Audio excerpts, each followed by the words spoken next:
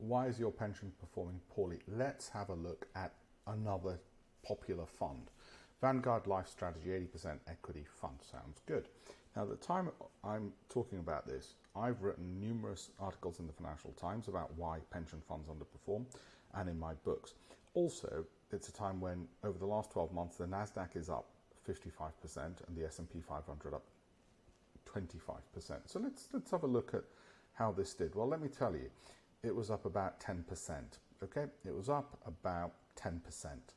Wait a minute, NASDAQ up 55%. Sorry, there we go, slightly over 10%, 11%. So I'm being very precise there, 11%.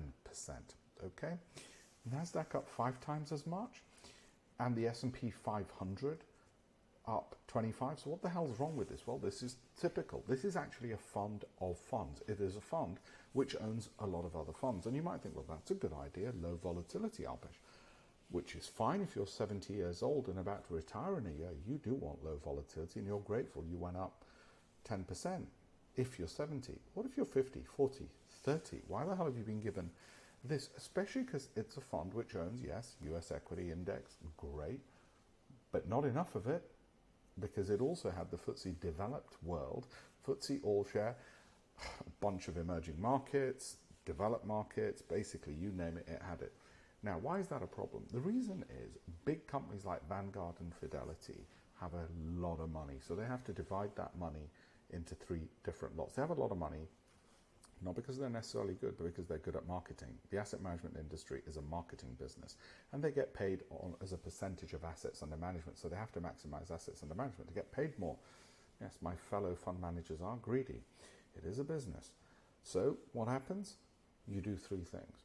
You divide your funds by geography, by style, like growth, income, value, or by theme, such as technology.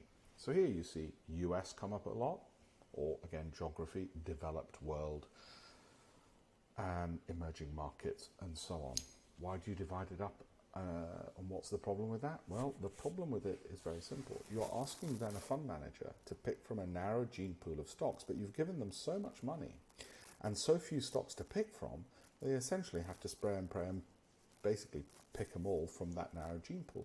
Now, statistically, if you give somebody a narrow gene pool of stocks to pick from, the chances they are going to get the kinds of 55% or 25% pretty limited, because they've been told to select from a very, very small group, which private investors don't have to do. Worse still, wait till there's a market fall.